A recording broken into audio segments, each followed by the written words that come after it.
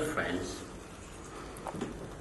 my colleagues, I would like to touch the subject from the other side of the Durand line in Pakistan, where history-making events are taking place and a Pashtun spring is underway. Against the military establishment of Pakistan, I think the future of peaceful Afghanistan depends on what is happening on the Pakistani side of the Durand line. The situation is further complicated due to the arrival of China as a strong strategic partner of Pakistan by launching CPEC project. Due to CPEC, Pakistan, with active connivance of China, is bent upon the worst kind of oppression on Balochs and Pashtuns. It's really ironic to see that the local populations, especially the Balochs, who are supposed to be the main beneficiaries and stakeholders, are deprived of the very basic amenities like clean drinking water, food, electricity, gas, and jobs for survival.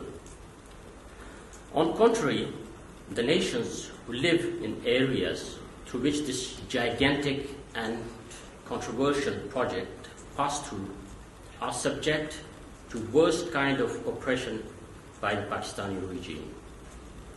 Evidence shows that CPEC is constructed on the dead bodies of Balochs and now Pashtuns, while the economic benefits are taken by the majority ethnic group in Pakistan. The main stakeholders, like Pashtuns and Balochs, who were expecting economic development and the resultant prosperity and social justice, were subject to a worse type of state oppression. A war was imposed on them, which resulted in grave human rights violations and crimes against humanity. A systematic campaign of abduction, arbitrary detentions, torture, and extrajudicial killing of Balochs and Pashtuns is underway. The Pashtuns and Balochs are labeled as terrorists, and the international community accepted this wrong Pakistani version as it is without any verification and investigation. The Balochs and Pashtuns were never given an opportunity to present their side of the story to the international community. As Balochs are suffering right from the creation of Pakistan, they were always active politically and diplomatically to present their case to the international community through different channels. The Pashtuns have never been exposed to such high-scale state oppression, death, and racial profiling in the history of Pakistan. So they are in need of help from other oppressed nations like Balochs to master the art of politics and diplomacy. We all know about the state atrocities in Balochistan for quite a long time, as it is happening right from the inception of Pakistan. But the Pashtuns' phenomenon of state oppression is quite recent. So Pashtuns were in dilemma how to convince the world that they are not terrorists, rather they are victims of the state terrorism. For the first time, a history-making event took place in the recent history of Pashtuns when they started a peaceful, non-violent protest against the state atrocities, abductions, arbitrary detentions, tortures, and extrajudicial killings of Pashtuns. This Pashtun spring, fueled mainly by social media, particularly Pashtun Times, shook the very foundations of the state of Pakistan, and the fear of the state was evaporated in the air. Pashtuns took out to the streets in hundreds and thousands all across Pakistan to demand justice under the young leadership of Manzoor Pashtun, Ali Wazir, and Mohsen Dawar. According to this historic movement named Pashtun Protection Movement, an estimated 32,000 cases of enforced disappearances have been reported, while 5,000 cases of missing persons have been confirmed. 250 persons have been released since the launch of the movement for the rights of the Pashtuns. That means that it's really been very successful. To many independent observers, these figures are astronomical, and they have the right to think so. So as to why the Pashtuns did not report these cases of missing persons to the Pakistani media, the response is simple. The Pakistani media is denied access to these areas like FATA. In most of the cases, the media self-censored them due to fear. Relatives of the disappeared persons are threatened by Pakistani military, ISI, and military intelligence not to report the cases, otherwise their other members of the family will face the same fate. Secondly, Pashtuns don't believe anymore in the civilian government, as it is criminally abetting military establishment in these gross human rights violations.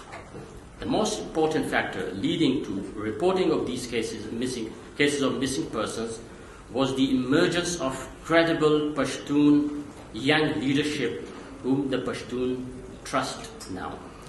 According to Pashtun protection movement, about 65,000 innocent Pashtuns have been killed in the so-called war against terrorism. Not a single Taliban or Al-Qaeda leader was killed by Pakistani military in these operations. Only civilian populations and cities were targeted to earn dollars from the US. According to a retired general, Mr. Qamar Suleiman, who headed the Pakistan Air Force operations, 11,600 bombs were dropped on FATA in 2008 only, quote unquote. We want to know as to who was the target of military jets like F-16s, gunship helicopters, and artillery shells, if the Taliban's leadership and the Al-Qaeda leadership was not attacked in these attacks. These are important questions which need to be answered. Pashtuns do not trust the Pakistani government and its puppet Human Rights Commission of Pakistan. We request United Nations Committee or Working Group on Enforced Disappearances, Human Rights Watch, and Amnesty International to investigate the cases of missing persons, to exhort the government of Pakistan to stop these atrocities and bring the culprits to the justice. We demand these institutions to demand the government of Pakistan to present the missing persons languishing in detention centers before the courts of Pakistan. And we demand the protection of the young leaders of the Pashtun protection movement, as some non-scrupulous state proxies or even Pakistani military could directly harm them, which will really plunge the country into chaos. The most important question of this Pashtun protection movement is that they demand that the missing persons problem should be resolved within the Constitution of Pakistan. They demand the Pakistani courts to resolve these issues. They do not demand independence like other communities, but they have also threatened openly the Pakistani military that the Pakistani military is responsible for these disappearances, and if this problem is not resolved, then they will be responsible for the consequences. So up till now, this movement is non-violent, it's peaceful, the leadership is really credible, but the problem is if the Pakistani military establishment tried to create problems for this leadership or this movement, they try to stop it violently, then I think the consequences will be very dangerous for Pakistan, and Pakistan will plunge into chaos, because if Pashtuns take the arms, then it will be very difficult for the Pakistani military to stop them. So I think it will result in balkanization of Pakistan if the demands of these Pashtuns are not accepted. Thank you very much indeed.